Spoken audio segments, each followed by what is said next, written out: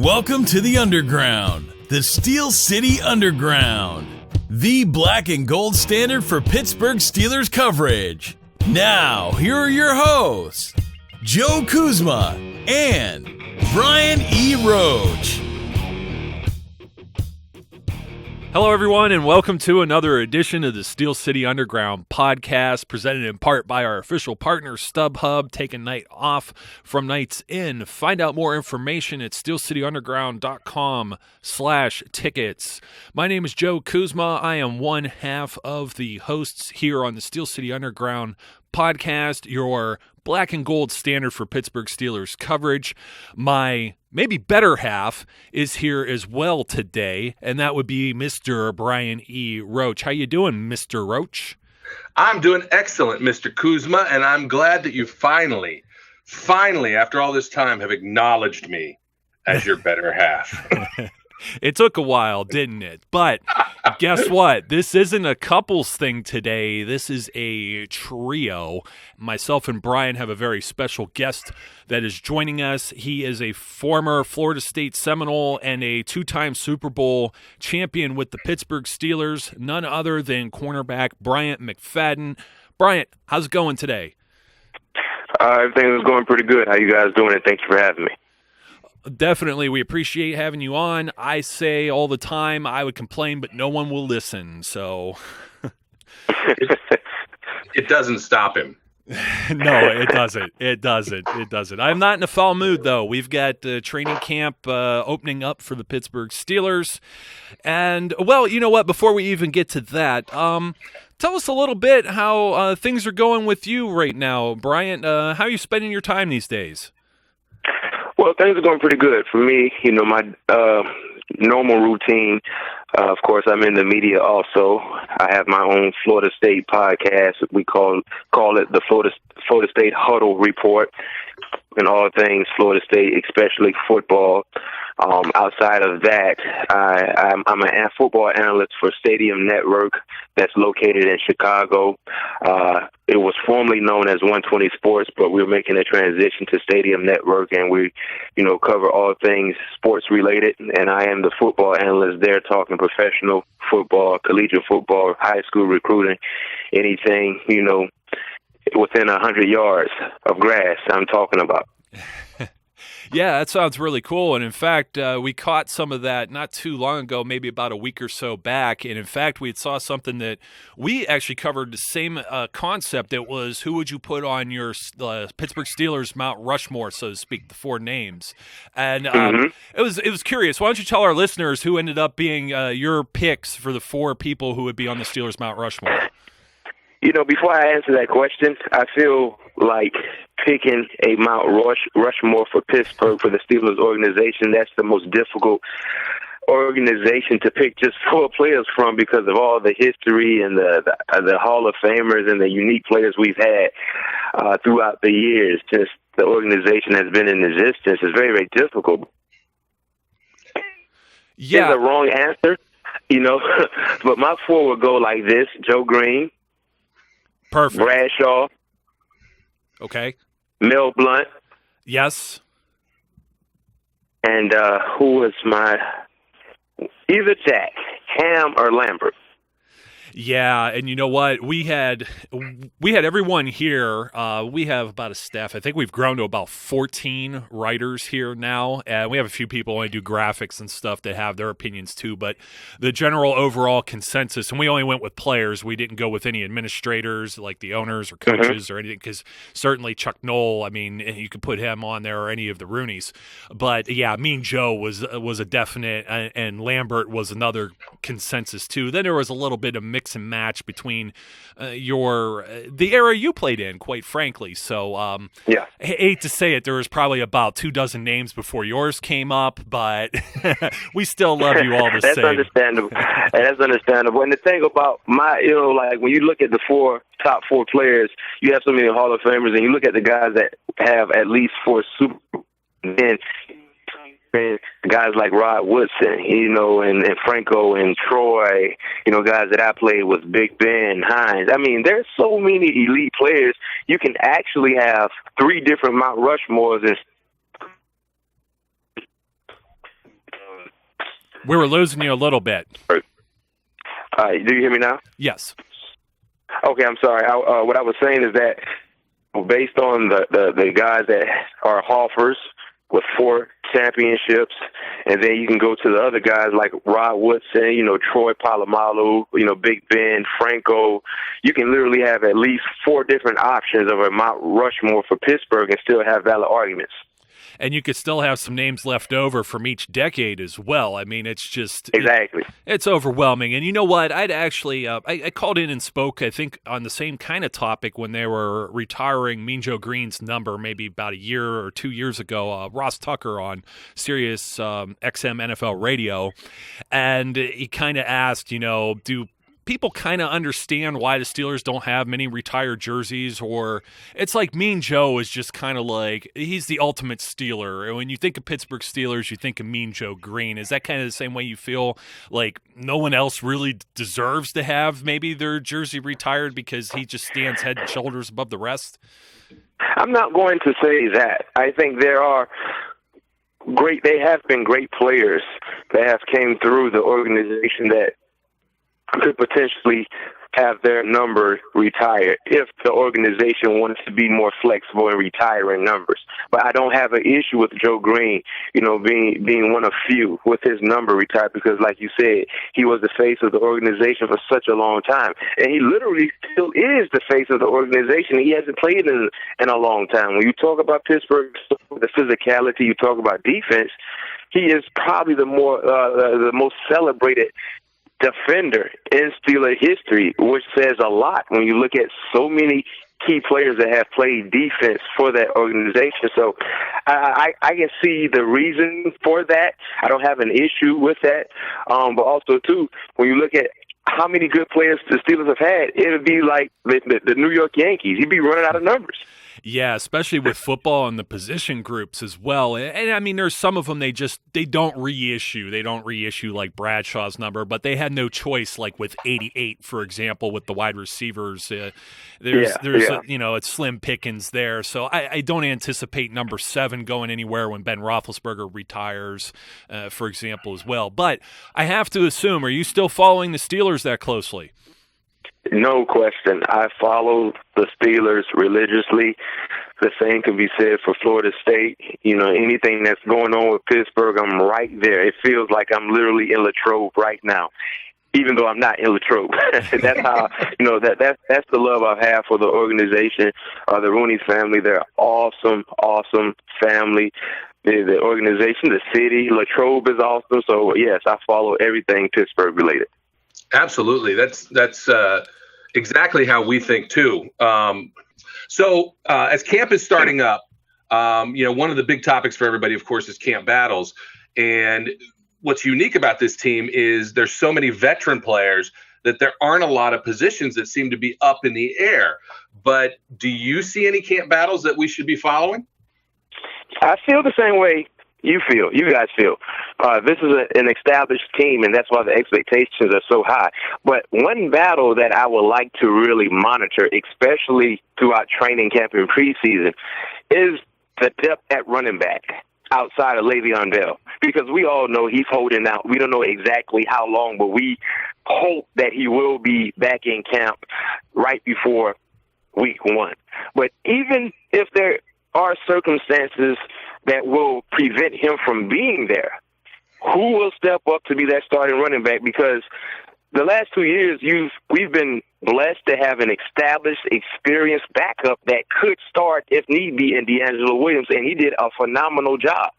But now you remove a guy with all the stats, all the experience that he had, and you have a bunch of guys that we don't know about. Something was to happen to Le'Veon Bell, or if this contract dispute goes a lot longer than what we all anticipate, do we have enough to get the job done? Because we know Big Ben can do it all. We know we can win ball games with his arm. And I'm sorry, you guys, I keep saying we because I feel like I'm still a part of the team, but that's just how I am. But at the end of the day, you still need to be able to run the ball and do so consistently. Do we have that premier backup that can step in to be a starter if need be. I know Connor, we know what he can do watching him there in the Steel City at Pitt, but it's a lot different when you could be the guy instead of being a spot player from time to time. Yeah, and it's an interesting take, especially with Le'Veon's situation and how it's played out. That maybe as a result, Niall Davis and Connor are going to get the bulk of the work, which they probably would have anyway this early in camp. But speaking about Bell's situation, what's your take on that? I mean, there's a lot of back and forth. People want to know, is there a value to him being in camp? You listen to some ex-players and they think absolutely there's a value there. Or is it more like, you know what, we know that he's going to be in shape. We know he's going to be ready when he finally shows up. What do you think? Well, me personally, the business side of the game is night and day compared to just playing football. And there is value having him there because that's where you establish the chemistry. That's where you develop a championship team that could hoist the Sticky Lombardi. But also, too, he's such a phenomenal athlete, you don't question his condition. Now, you may question his rhythm, and he may need to be caught up to gain speed, but we know he will be in good shape. But even if he was in camp, we probably wouldn't have seen a lot of Le'Veon anyway. Just from the standpoint, running back is a very, very valuable position when you look at trying to keep guys fresh. We wouldn't have seen a lot of him in the preseason. So you don't really miss too much there, but I understand you want an all-hands-on-deck mentality, and hopefully they can resolve the contract issue because at the end of the day, we don't know exactly what they offered him. He's cleared to make $12 million this season. He wants to be paid as the best running back in the game. There's no argument there. So we don't know exactly how far apart they are, but I think he will be fine. My biggest concern is he willing to take this holdout into the season? That's my biggest concern. Yeah, I mean, I guess our thought has always been that they can't do much else with him right now, if we're not mistaken. He's either going to sign his tender and play under that franchise tag, or they can't do much negotiation at this point based on the CBA. But we could be wrong about that. That's just the impression that we were getting. And if that's the case, it's kind of like he's going to come in eventually and play under that tag, which is a big number. I mean, $12.1 million is a pretty decent number compared to what the other running backs are making right now. But you're right. I don't know how much of what we all thought was an April Fool's tweet long ago, where he said, there's no way I'm playing under the tag. Maybe there was more to that than we thought. I feel the same way. I know a lot of people are not talking about that right now, but I really believe, especially as the preseason go on and they're playing ball games and still no Le'Veon, I will be a bit concerned about, all right, week 1 is right around the corner. Will he be there in uniform week 1? Because I for some reason, I feel like he feels disrespected based on whatever that offer was.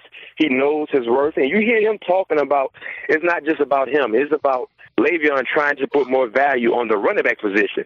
So it's almost like he's fighting for an entire position. And we don't know how much that means to him, but clearly he's trying to be that one guy that set the table and the standard right back for running backs being able to see lucrative deals compared to what they've been seeing in the past. Yeah, an interesting thing comes out of that, right? One of the things that I think Craig Wolfley has repeatedly been saying over the last few days is that the Rooneys are undefeated in contract negotiations. That's his message. And so the question is, from your standpoint, having dealt with the Rooney family, having dealt with the Steelers organization, and our impression generally is they're not trendsetters, so to speak. They don't generally set the market. And they're not big on doing guaranteed contracts. So do you think that's something they'd move on?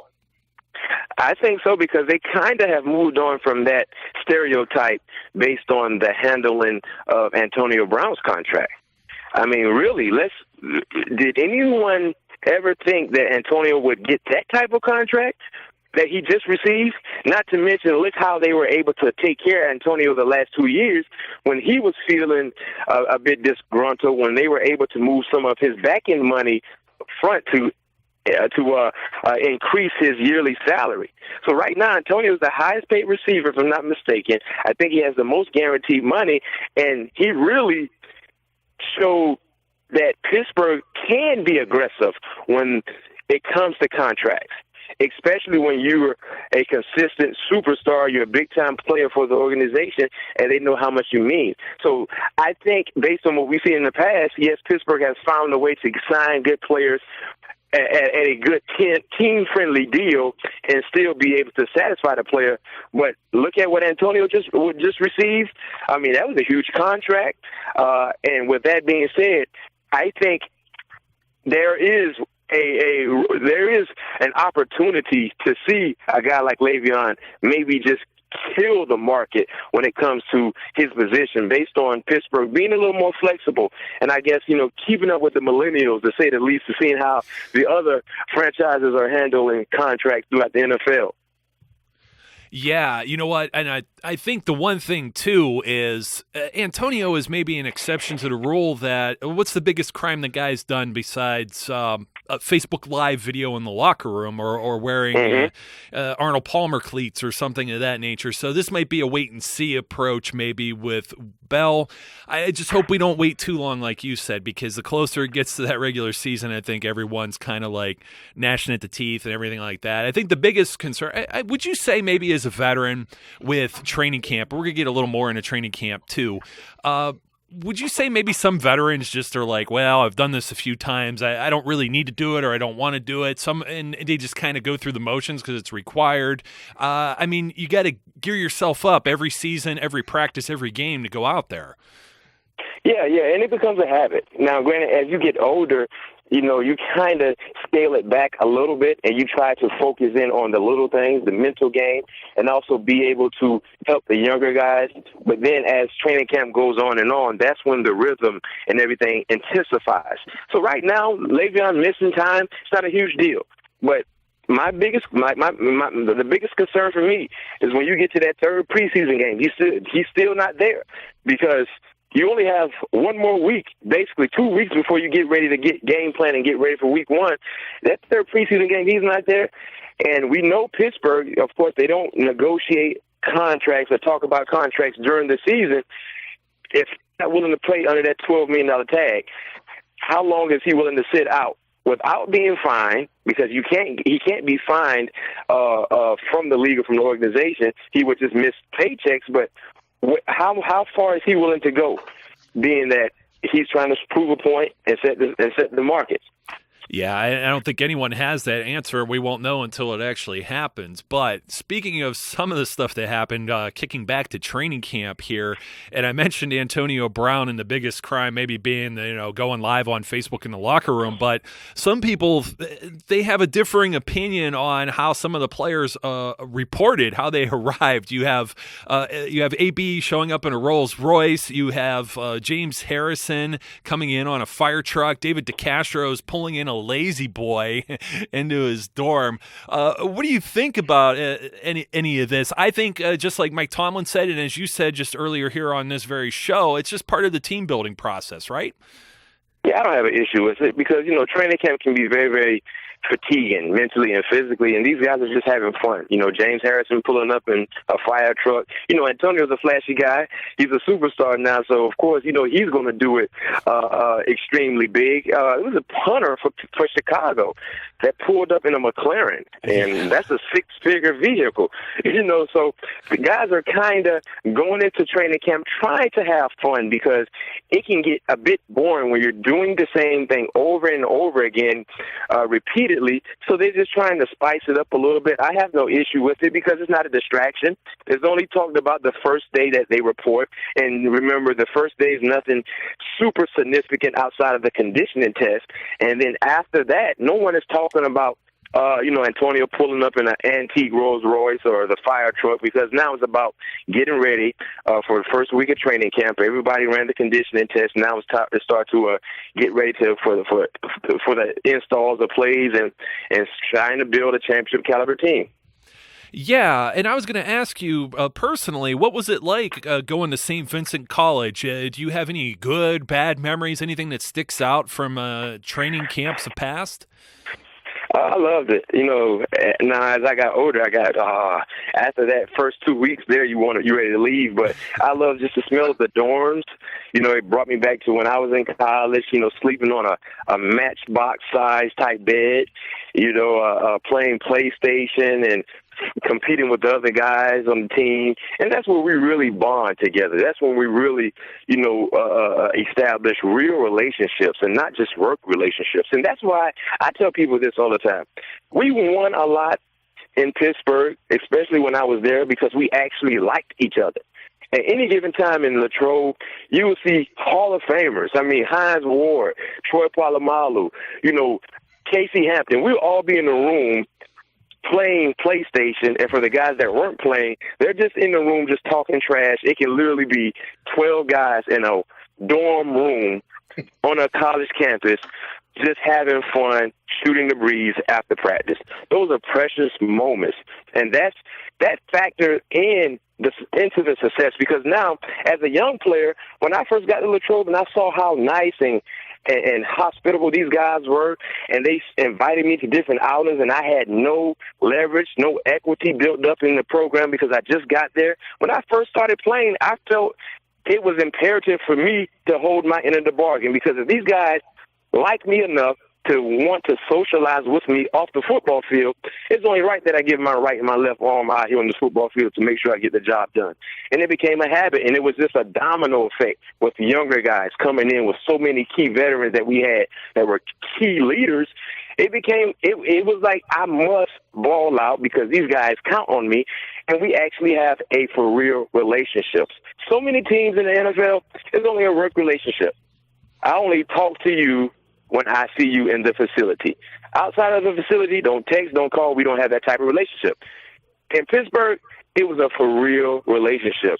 And that goes into winning because you actually love the person you're working next to. I'm going to assume here that you weren't put in like the freshman dorms that maybe didn't have air conditioning or anything like that. But I imagine you were sharing rooms too, or a quad or something like that. I'm not familiar with the setup there. Yeah, at first I was sharing rooms. Yeah, when Ryan Clark first got there, Ryan was my roommate. So for the most part, yeah, we had a room, and we always had AC. That was you had to have AC, and AC used to stay extremely cold. But those are things that I miss because that's where we started the birth of championship teams right in Latrobe. Yeah, and I would say, too, well, you know what, before I get there, maybe for some of these young guys, if you had an opportunity, say you were speaking to myself or Brian, what advice would you give us as far as arriving at camp, or, what kind of takeaway would you give a young guy just joining the team right now? Just get 2% better every day. And be relentless. Never get relaxed because you have no room to get relaxed. I don't care what round pick you were. Be relentless and prove and show the coaches and the players, your teammates, they selected the right guy. I think that was my biggest priority was to show these guys I was worthy of a second-round draft pick. Because so many years you might see a young guy, and instantly see him on the grass to say, no, he might not have it. But I wanted them to see, like, you know what? That McFadden could be an okay player for us. We really like him. And you got to do something to stand out. Whatever it is, hustling to the ball, making spectacular catches or just finishing your blocks, whatever your position is, make sure you do something to stand out because Mike Tomlin recognizes that. He sees that. And the best thing in the world as a young player is to be getting called out by Mike Tomlin for doing something extremely good because he will show you that type of gratification in front of the team, and everybody else will start picking up like, man, that young kid, he's making some things happen. So those are things that I would advise or suggest to the young players. Make sure you do something to stand out. Be disciplined, be dependable, and love the game. Transitioning from training camp, let's talk about some of the stuff that you got to do during your career, and specifically, you had the opportunity to play in 2 Super Bowls. So, what's it like being in the big game? It's unreal. It's unreal, and I actually played in 3, matter of fact, but I kind of tend to want to forget about the one we lost. Yeah, that's a good point. That's still a sour subject for me. But it was a dream come true. It was a surreal moment. My rookie year was the first one in 2005, and at that time, because when you get to that level as a rookie, you assume that you're supposed to do that every year, and you don't know how hard it is. So, my rookie class, Heath Miller, Trey Essence, we had Ryan Wallace, Nate Washington, Greg Warren. We had so many key guys in that rookie class that made timely plays throughout our 2005 season. I'm thinking like, okay, 2006, we're going to go right back to the Super Bowl again. And of course, certain things happen with our season, with the injuries and things like that, barely missed the playoffs. And that's when you appreciate the journey. That's where you appreciate the journey. So the first one, it kind of took me by surprise, right? Yeah. The second one, I appreciated that journey a lot more because I knew how hard it is to get to that level. And not to mention get to that level as far as playing the championship, but winning it. And then the third time, it was like, all right, we got something special going on here. So my third Super Bowl, I was 6 years in, so I was batting 50%. I was a 50% guy when it comes to playing the Super Bowl. 6 years being a 3, I was like, wow. And then when you lost, the first time losing, that was one of the more disappointing outings I ever been a part of, because my first 2 Super Bowls we won. We kind of won in a usual fashion the first game against Seattle. We didn't have to really fight from behind. We had, uphill battles here and there. But for the most part, we kind of handled that game from start to finish. The second one, it took a outstanding drive by our offense, an unbelievable catch by Santonio. So then we went the back and forth effect. The third one, we started off slow, we fought back, and then, a few turnovers happened, we lost. And losing that Super Bowl was, and I tell people this all the time, if I can go to the Super Bowl and if I know I'm going to lose, I don't want to go.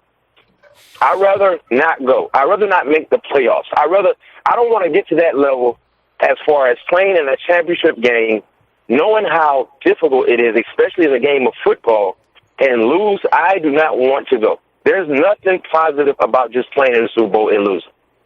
Yeah, that's an interesting point, and it makes sense. You work so hard, and you get to that penultimate point, and then to have that disappointment has to be crushing. It is, and I know Cam took a lot of criticism for walking off the podium, but I know I knew how he was feeling. I knew how hurt and pissed off he was.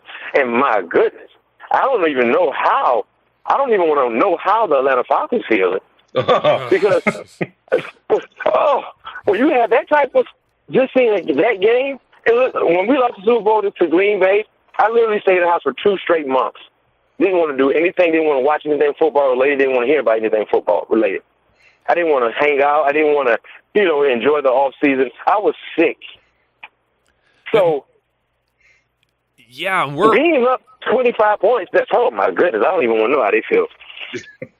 Yeah, exactly. And you know what? We're, Brian and myself, passionate, lifelong, Steelers fans, and we're not even Falcons fans, and we feel terrible for them, more or less because we don't like the Patriots too. But geez, I could only imagine having actually played in that game. You get the first Super Bowl, it's in overtime and everything like that. But I know, Brian, I know you have an interesting question here for Bryant. Yeah, I got the thing, especially that second Super Bowl, right? That you were there to watch what people still consider maybe the most amazing play in Super Bowl history, which, of course, is James Harrison running that that interception back for a touchdown. And being there and watching it, I mean, did you think he was going to get that whole 100 yards? No, I didn't think he was going to get there.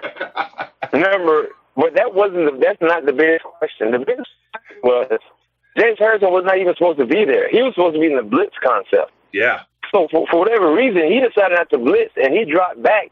And that's why Kurt Warner hit him dead in the chest, because Kurt knew defensively what we were doing.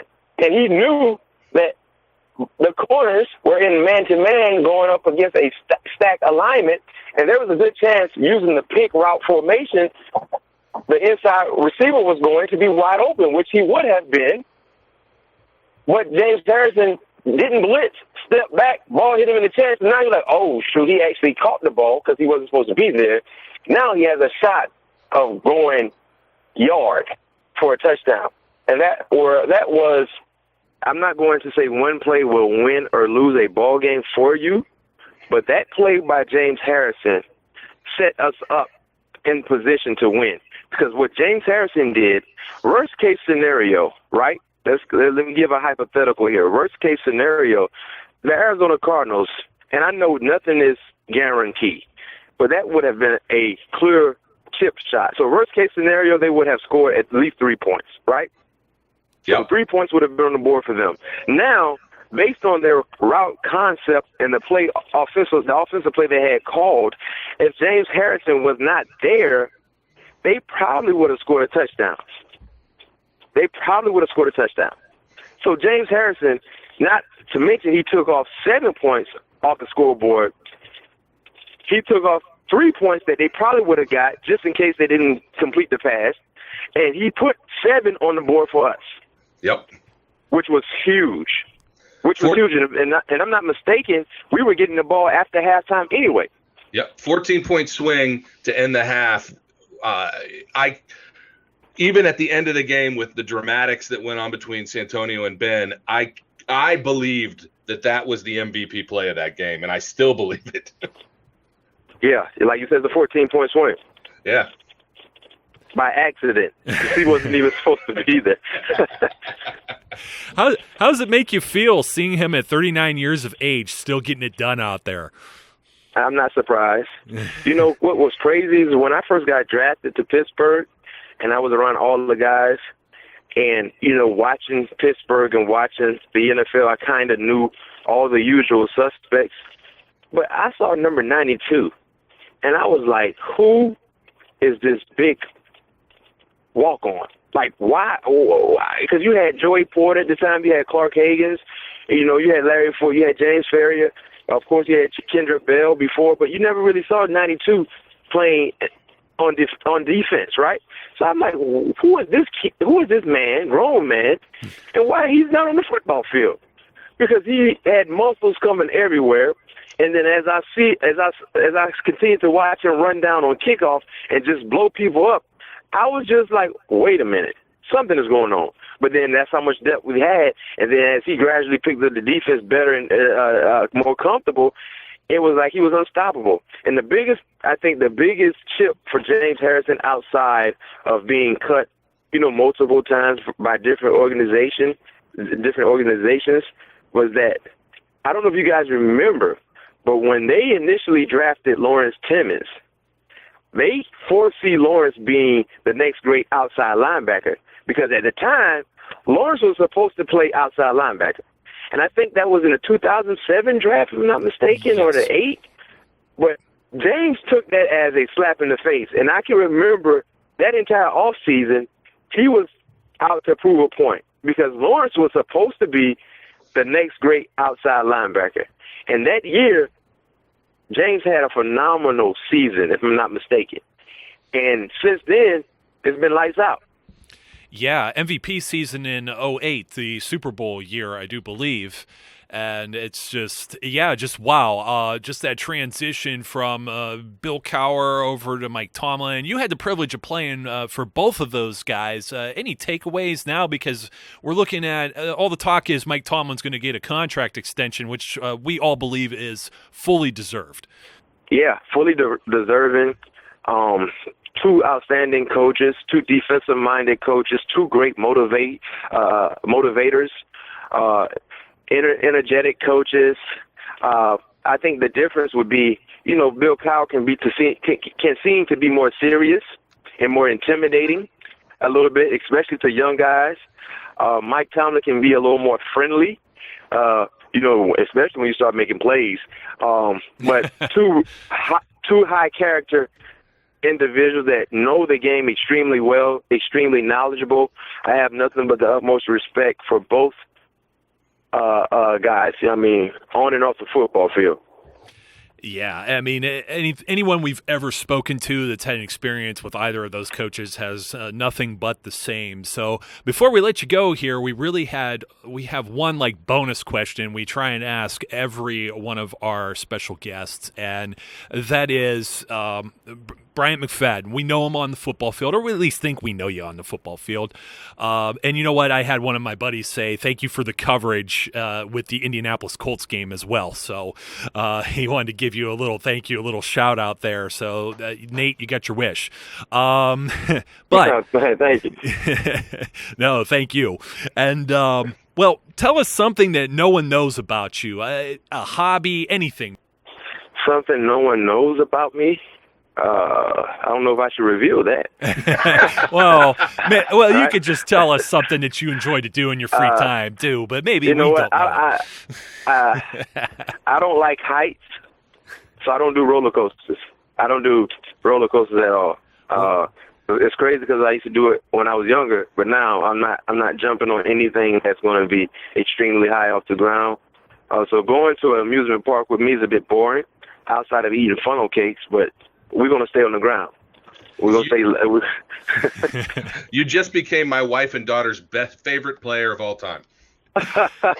Mine too. I'm right in the same camp. So we certainly appreciate you taking time out of your day. Thank you for the patience with a few technical issues that some of our listeners don't get to hear on this end. We had the line cutting out a little bit. So definitely appreciate you coming on. Tell our listeners the best way to keep up with you and your future endeavors. Well, you can follow me on Twitter, BMAC_Sports Talk. The same can be said on Facebook, BMAC_Sports Talk. I keep, something sports related going on for our discussions or questions, not just about NFL football, but college football also, or just great, good sports conversation. I like to call it barbershop talk. I love to be involved in that type of atmosphere or situation. So make sure you can follow me there. And on Instagram, my name is BMAC_Stadium on Instagram. So all three platforms, I interact quite a bit. So give me a follow or give me a shout. And we'll try and put those in our show notes for this episode as well. So, ladies and gentlemen, we hope that you enjoyed our talk here with two-time Super Bowl champion, former Pittsburgh Steeler, I guess always a Steeler for life, once and always, in our hearts at least, Bryant McFadden. Thank you for having me. Brian, that was a fantastic talk. I think we'll look forward to maybe speaking with Bryant again here in the near future. Yeah, that would be awesome. It was great insight, and provides a lot of value. Absolutely. So, ladies and gentlemen, having said all that, we hope you enjoyed our special guest for today. Until next time, be safe, be good, and we'll catch you later. We would like to thank you for listening and remind our listeners to follow us on social media and our website, www.steelcityunderground.com.